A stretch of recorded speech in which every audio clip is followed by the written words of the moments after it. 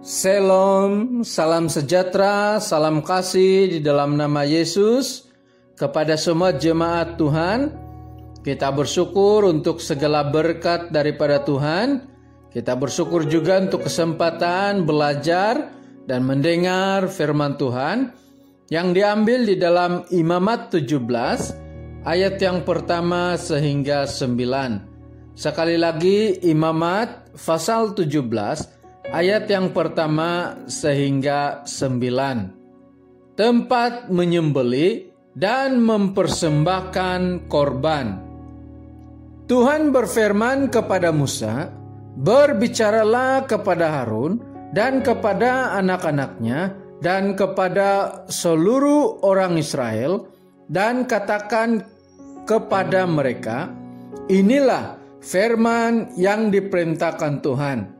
Setiap orang dari kaum Israel yang menyembelih lembu atau domba atau kambing di dalam perkemahan atau di luarnya, tetapi tidak membawanya ke pintu kemah pertemuan untuk dipersembahkan sebagai persembahan kepada Tuhan di depan kemah suci Tuhan, hal itu harus dihitungkan kepada orang itu sebagai hutang darah, karena ia telah menumpahkan darah, dan orang itu harus dilenyapkan dari tengah-tengah bangsanya." Maksudnya supaya orang Israel membawa korban sembelihan mereka yang biasa dipersembahkan mereka di padang kepada Tuhan ke pintu kemah pertemuan dengan menyerahkannya kepada imam untuk dipersembahkan kepada Tuhan sebagai korban keselamatan. Imam harus menyiramkan darahnya pada mezbah Tuhan di depan pintu kemah pertemuan dan membakar lemaknya menjadi bau yang menyenangkan bagi Tuhan. Janganlah mereka mempersembahkan lagi korban mereka kepada jin-jin, sebab menyembah jin-jin itu adalah zina. Itulah yang harus menjadi ketetapan untuk selama-lamanya bagi mereka turun-temurun. Dan haruslah kau katakan kepada mereka, setiap orang dari kaum Israel atau dari orang asing yang tinggal di tengah-tengah mereka yang mempersembahkan korban bakaran atau korban sembelihan tetapi tidak membawanya ke pintu kemah pertemuan supaya dipersembahkan kepada Tuhan, maka orang itu haruslah dilenyapkan dari antara orang-orang sebangsanya. Demikian pembacaan firman Tuhan. Saudara yang dikasihi oleh Tuhan, kita masih lagi belajar tema mengenai pengabdian. Dan subtema kita minggu ini, menguduskan kepemilikan Allah. Menguduskan kepemilikan Allah itu berarti apapun milik Allah itu dikuduskan. Sebagai contoh, kalau gereja mempunyai atau memiliki alat musik, ia harus digunakan dengan baik. Ia harus digunakan untuk memberkati orang lain dan tidak sekali-kali digunakan untuk pesta pora, karena hal itu sudah dikuduskan oleh Allah. Saudara yang dikasihi oleh Tuhan, sikap menguduskan kepemilikan Allah merupakan sikap yang sangat penting dalam jemaat kita. Ianya penting sebagai pernyataan pengabdian kita yang benar kepada Allah yang hidup.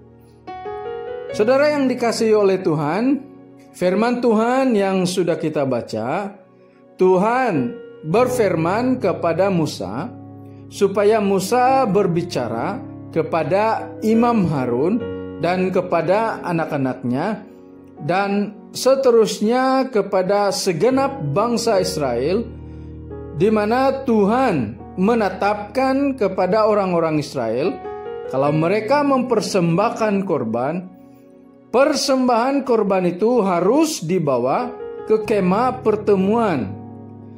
Dan arahan ini harus dipatuhi, sebab jika tidak, ia mendatangkan kecelakaan bagi orang-orang Israel.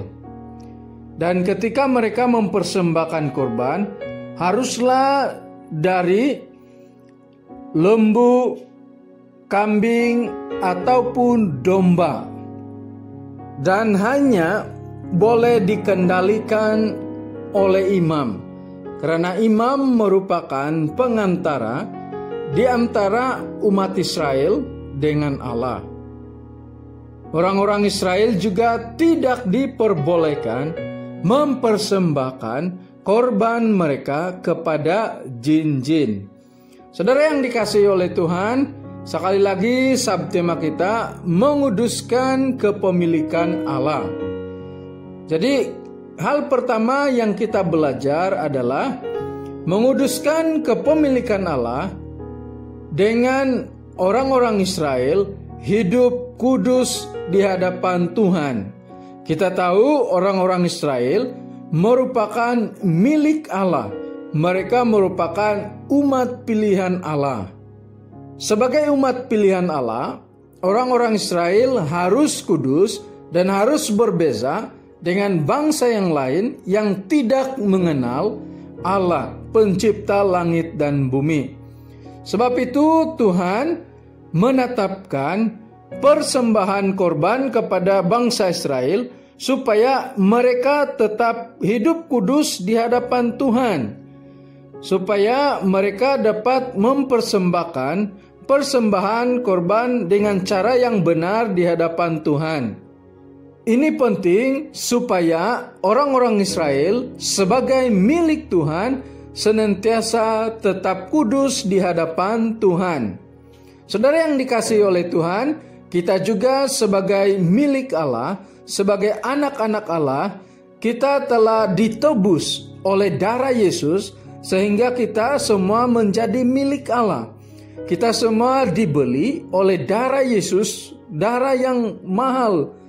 Sebab itu saudara yang dikasihi oleh Tuhan, kita sebagai milik Allah yang dikuduskan oleh Allah tidak lagi dikuasai oleh keinginan-keinginan daging. Yang kedua, kita belajar menguduskan kepemilikan Allah dengan patuh atau mengikuti ketetapan Allah dalam mempersembahkan korban. Di antara ketetapan Allah dalam firman Tuhan yang sudah kita baca adalah korban persembahan bangsa Israel haruslah dari lembu, kambing, atau domba yang mereka harus persembahkan, dan persembahan itu harus disembeli dan dibawa ke pintu kemah Tuhan. Ketetapan ini tidak boleh dilanggar oleh orang-orang Israel, sebab jika mereka melanggar ketetapan Tuhan ini, mereka akan dihukum. Tuhan juga menetapkan bahwa hanya imam yang diperbolehkan melakukan upacara persembahan korban. Saudara yang dikasihi oleh Tuhan, sebagai milik Allah, kita tetap kudus dan berkenan di hadapan Tuhan apabila kita sebagai milik Tuhan akan sentiasa mengikuti ketetapan Tuhan melalui firman Tuhan yang ada. Yang ketiga, kita belajar menguduskan kepemilikan Allah dengan menyembah hanya Tuhan yang kita kenal melalui Yesus Kristus. Bangsa Israel sebagai milik Allah tetap kudus di hadapan Tuhan ketika mereka mempersembahkan korban hanya kepada Tuhan pencipta langit dan bumi. Dan orang-orang Israel tidak diperbolehkan mempersembahkan korban mereka kepada Tuhan yang lain. Saudara yang dikasihi Tuhan, supaya bangsa Israel tetap kudus, mereka mempersembahkan korban mereka hanya kepada Tuhan yang mereka sembah. Sama halnya dengan kita, untuk tetap kudus kita sebagai milik Allah tidak boleh mempunyai dua tuan. Kita harus mengabdi hanya kepada Tuhan yang kita sembah, Tuhan yang kita kenal melalui Yesus Kristus. Dan ketika kita menyembah hanya kepada Yesus, maka kita akan tetap kudus sebagai milik Tuhan. Saudara yang dikasihi oleh Tuhan, menguduskan kepemilikan Allah bukan hanya kita hidup kudus, bukan hanya tidak menyembah Tuhan yang lain, tetapi juga ketika kita diberkati, kita juga memberi kepada Tuhan, dan apa yang kita berikan itu kita berikan dengan tulus. Dan itu juga termasuk di dalam pelayanan. Ketika kita melakukan pelayanan, bukan mencari pujian manusia, tetapi kita melakukannya dengan tulus, itu berarti kita sebagai milik Tuhan sudah dikuduskan. Sebab itu saudara yang dikasihi oleh Tuhan, kita sebagai milik Tuhan sudah dikuduskan oleh Tuhan sendiri. Sebab itu jangan lagi hidup dikuasai oleh keinginan daging. Tuhan memberkati. Mari kita berdoa untuk firman Tuhan yang sudah kita dengar. Bapa di surga, terima kasih atas firman-Mu. Kiranya Tuhan memberkati setiap kami, anak-anak Tuhan.